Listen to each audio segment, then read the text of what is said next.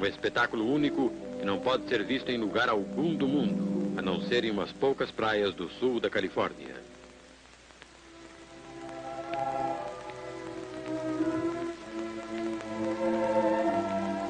A fêmea cava na areia, começando com a cauda, e põe seus ovos. Fecundados os ovos, começa uma desesperada luta pela sobrevivência. Se ela perder a próxima onda, tem pouca possibilidade de sobreviver.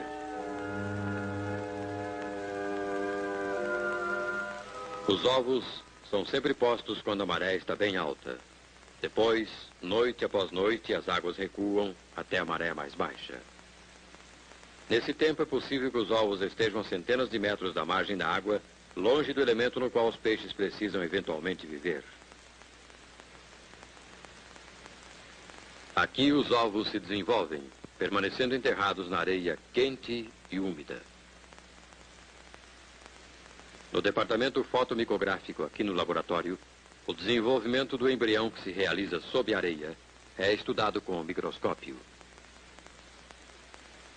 Estes ovos foram fecundados há apenas alguns segundos e agora um deles está sendo preparado para observação.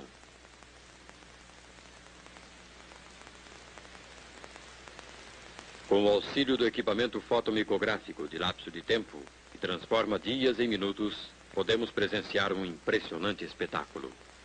O desenrolar-se mágico da vida pela divisão da célula.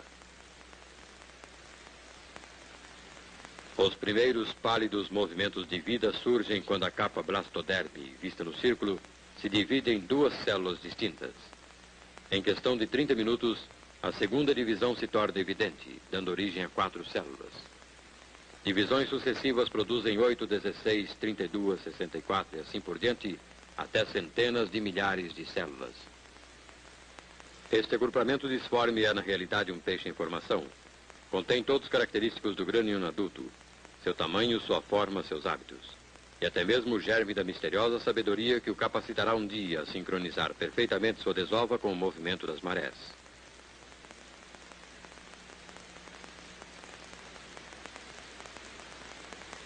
Os primeiros traços reconhecíveis são a cabeça e os olhos. E a primeira ação do peixe, controlada por seus músculos recém-formados, é revelada pela máquina fotográfica de lapso de tempo como uma série de movimentos convulsivos. A cabeça e os olhos são vistos agora com mais clareza. E no lado oposto do ovo começa a formar-se a cauda.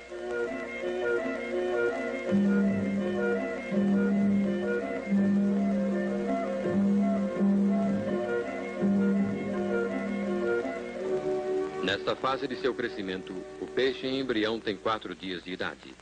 A cabeça e os olhos estão bem formados agora, e o coração simples pode ser visto já trabalhando.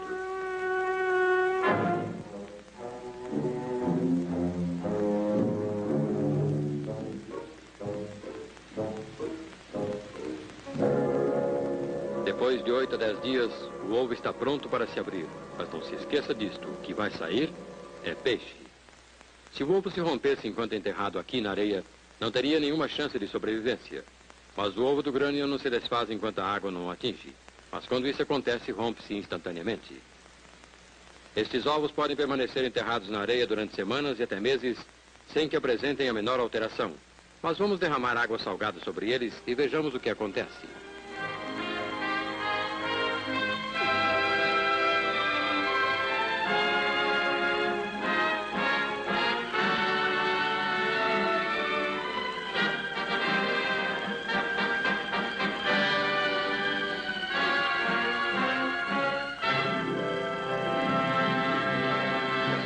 Este misterioso rompimento do ovo está tão intimamente ligado ao movimento das marés como a própria desova.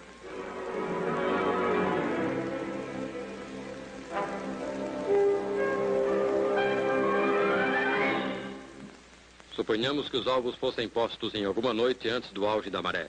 A maré mais alta da noite seguinte os arrastaria e os exporia aos seus inimigos. Ou se eles fossem postos numa noite muito depois da maré alta, seriam arrastados pela maré crescente justamente poucas noites mais tarde, antes de terem oportunidade de desenvolvimento. Na verdade, há apenas algumas noites em que o grânion pode pôr seus ovos com bom resultado, quando a maré está em seu auge, ou nas primeiras noites depois disso. A fêmea precisa não somente escolher a noite, mas também a hora exata dessa noite. Mesmo que pusesse seus ovos na noite certa, mas quando a maré ainda está subindo, seriam levados pela própria água. Ou se esperasse demais, após o auge da maré, e pusesse os ovos durante o recesso da maré, eles seriam arrastados e destruídos pela maré crescente da noite seguinte. Somente durante esta hora mágica podem os ovos ser postos onde se desenvolverão com segurança. Nenhum capitão pode dirigir seu navio com segurança sem o conhecimento das marés. Mas o Grunion possui um conhecimento muitíssimo melhor das marés do que o mais experiente marinheiro e pode aproveitar estas marés em seu próprio proveito e, por meio delas, preservar sua própria vida e a de seus rebentos.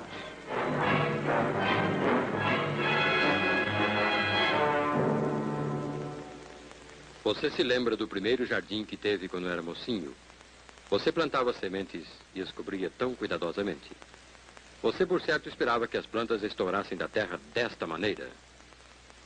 Mas, por alguma razão, isto não acontecia assim. Enquanto você esperava, talvez tenha feito esta observação a si mesmo. Vai ver que plantei aquelas sementes de cabeça para baixo. Será que as sementes devem ser plantadas numa posição certa? Ao abrir-se uma semente de feijão, notamos que a raiz do embrião aponta para uma direção definida. Esta determina a direção do crescimento inicial. Assim, é possível plantar-se uma semente de cabeça para baixo, mas não importa o modo como a semente é colocada no solo. A planta sempre cresce na direção certa. Mesmo que procuremos enganar a semente, ela não se atrapalha. A raiz reversa a direção e continua a crescer para baixo. Ora, o rebento cresce para o alto, porque essa é a direção certa para obter a luz de que precisa. Mas se a luz não puder ser encontrada nessa direção, o rebento crescerá em qualquer direção a fim de alcançá-la, mesmo que tenha que se desviar através de um buraquinho para chegar até lá.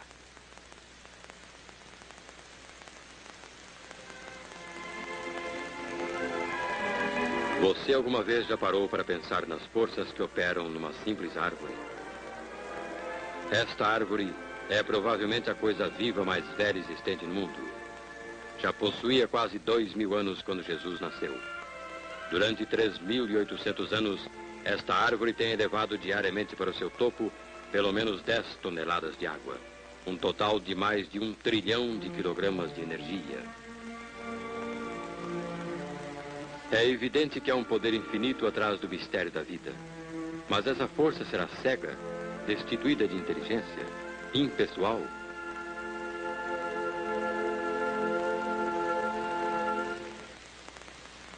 Bem, você tem pensado nisso, não tem? Isto é muito natural, mas não fique constrangido. Isto é uma boa coisa. É bom, de vez em quando, pensar-se em coisas assim. De onde viemos? Por que estamos aqui? E para onde vamos? Agora, sobre essa questão de origem, de onde viemos, sem dúvida você já formou sua opinião. Vamos analisar este assunto deste modo. Suponha que você nunca viu nem ouviu falar de um relógio. Mas um dia você acha um relógio e fica logo intrigado com a sua aparência e o som esquisito que ele produz. Se você for como quase todos nós, não demorará para tirar a tampa, procurando descobrir o que é que produz aquele tic-tac. E agora você fica ainda mais intrigado diante das complicadas maravilhas desse mecanismo. Se você for observador, notará logo que há uma ligação bem clara entre o movimento dos ponteiros e a passagem do tempo. Irá concluir que é um objeto muito útil. Bem, agora é a vez de explicar a origem do relógio. Você poderia adotar a teoria que ele apareceu por acaso, principalmente se quiser convencer-se que o relógio não pertencia a ninguém. Você poderia dizer que os átomos e moléculas das várias peças se juntaram por acidente. Mas o raciocínio mais simples lhe diria que alguém fez essas peças e alguém as reuniu para um determinado fim. E a respeito daquele olho com seu foco automático, ou daquele pequenino instrumento musical dentro do ouvido humano, ou daquele coração, com sua capacidade interminável de trabalho, ou do morcego, com seu radar mágico. Será que tudo isso é produto de um acaso cego? Você sabe, quando a gente enfrenta estas perguntas, há apenas 2 pontos de vista a escolher. Ou tudo isso aconteceu por acaso, ou é resultado de projetos e planos. Você poderia apenas encolher os ombros e dizer, é questão de opinião pessoal e deixar tudo assim. Você poderia, mas o fato é que este assunto afeta vitalmente toda a sua vida. Ele determinará como você pensa e vive. Afinal, se o homem é apenas um acidente, então ele não tem responsabilidade alguma, a não ser aquela que a si mesmo se impõe. Não há para ele outra lei senão a da conveniência e do desejo.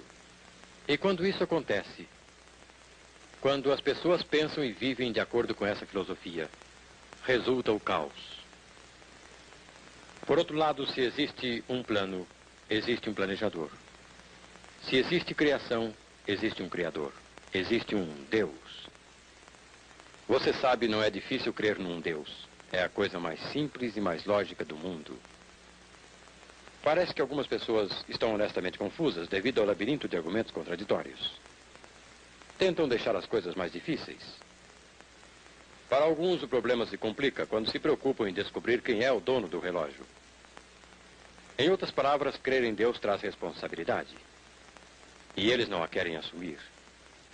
Não querem que lhes digam o que é certo ou errado, como viver e agir, nem mesmo Deus que os criou.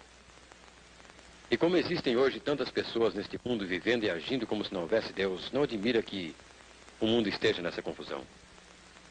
Ao ver o resultado da descrença no mundo atual, não é exagerado afirmar-se que a única esperança para o mundo como um todo, ou para você como indivíduo, é fé em Deus. Não apenas crer num ser supremo, ou num grande poder, mas crer num Deus pessoal que o amou intensamente e lhe oferece salvação perfeita e completa. Porque Deus amou o mundo de tal maneira que deu seu Filho unigênito para que todo aquele que nele crê não pereça, mas tenha a vida eterna.